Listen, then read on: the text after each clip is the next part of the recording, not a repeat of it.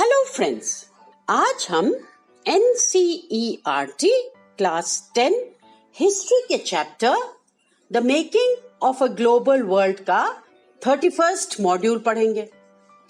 पिछले मॉड्यूल में हमने पोस्ट वॉर एरा में वर्ल्ड इकोनॉमी के रीबिल्डिंग के बारे में पढ़ा था और इस मॉड्यूल में हम पोस्ट वॉर सेटलमेंट के बारे में पढ़ेंगे, जिसके अंडर हम नजर डालेंगे ऑन द लेसन्स जो इकोनॉमिस्ट और पॉलिटिशियंस ने सीखे वॉर और इंटर वॉर के इकोनॉमिक एक्सपीरियंसेस से। तो चलते हैं, शुरू करते हैं आज का मॉड्यूल। इकोनॉमिस्ट और पॉलिटिशियंस ने 2 की लेसन्स सीखे इंटर वॉर इकोनॉमिक एक्सपीरियंसेस से, यानी वॉर के बीच के इकोनॉमिक एक्सपीरियंसेस से। कौन सी वॉर्स?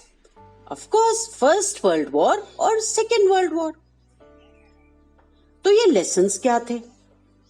फर्स्ट था कि इंडस्ट्रियल सोसाइटी जो मैस प्रोडक्शन पे बेस्ड थी, वो मैस कंजम्पशन के बिना सस्टेन यानी सपोर्ट या चलाई नहीं जा सकती थी। अब इसका मतलब क्या था?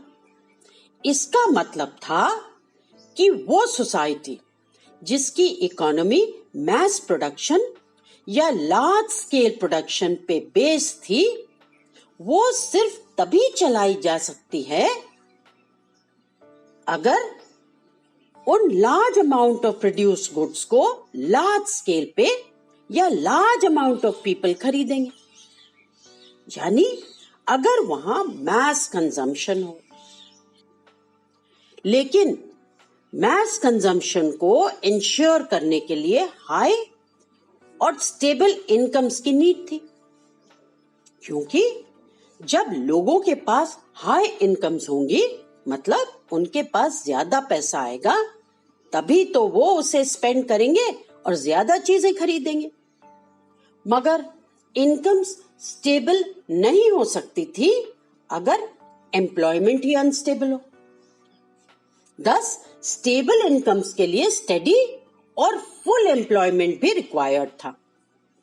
अब मार्केट्स अकेले फुल एम्प्लॉयमेंट गारंटी नहीं कर सकती थी।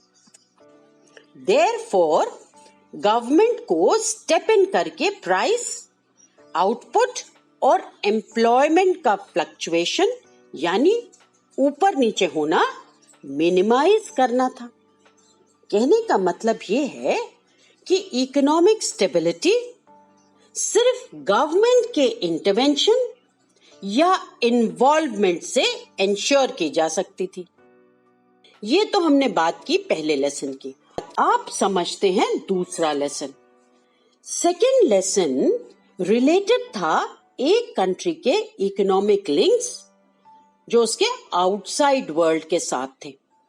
फुल एम्प्लॉयमेंट का गोल तभी अचीव हो सकता था अगर गवर्नमेंट्स के पास गुड्स, मतलब गुड्स का फ्लो और कैपिटल और लेबर को कंट्रोल करने की पावर हो।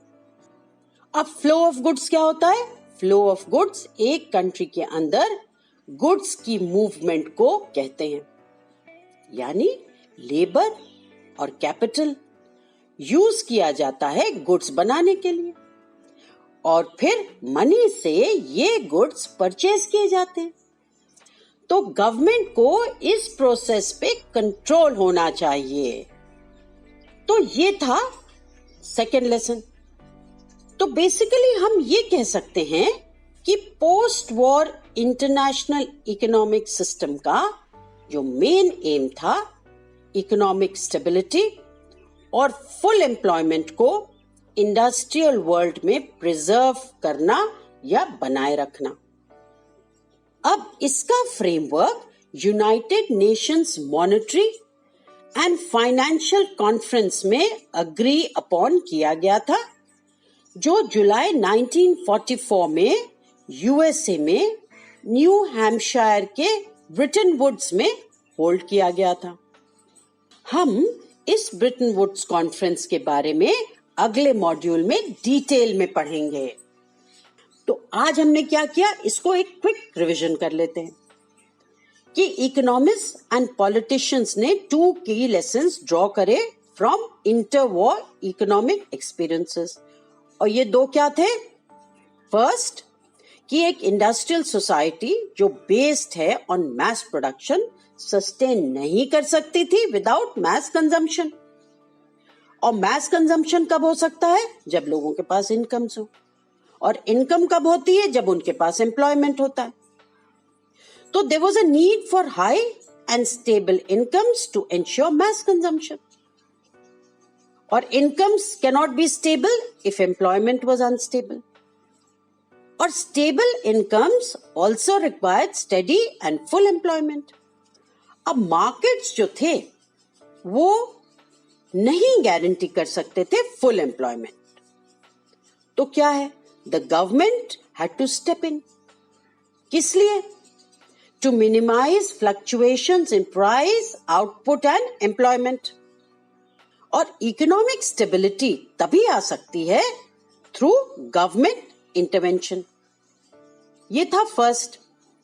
Second क्या था? Second था related to a country's economic links with the outside world. अब ये जो गोल था of full employment ये तभी अचीव हो सकता था जब गवर्नमेंट्स के पास पावर हो to control flow of goods, capital and labour. तो जो मेन एम था of post war economic system वो था to preserve economic stability and full employment in the industrial world. और इस फ्रेमवर्क को अग्री करा गया at the United Nations monetary and financial conference जो होल्ड की गई थी इन जुलाई 1944। कहां पे? Bretton Woods in New Hampshire, USA. So now let's do a quick revision. Economists and politicians drew 2 key lessons from interwar economic experiences. First was that an industrial society based on mass production cannot be sustained without mass consumption. But to ensure mass consumption, there was a need for high and stable incomes. However, incomes could not be stable if employment was unstable. Thus, stable incomes also required steady and full employment. Markets alone could not guarantee full employment. Therefore, the government had to step in to minimize fluctuations in price, output, and employment. The second lesson was related to a country's economic links with the outside world. The goal of full employment could only be achieved if governments had the power to control flow of goods, capital and labor. Thus, the main aim of the post-war economic system was to preserve economic stability and full employment in the industrial world. Its framework was agreed upon at the United Nations Monetary and Financial Conference held in July 1944 at Bretton Woods in New Hampshire, USA. यह module यही खत्म होता है और हमने इस module के सारे इंपॉर्टेंट पॉइंट्स को बहुत अच्छे से समझा है और उनका रिवीजन भी करा है। तो अब इस मॉड्यूल पर बेस्ड कोई भी क्वेश्चन आप बहुत आसानी से आंसर कर सकते हैं।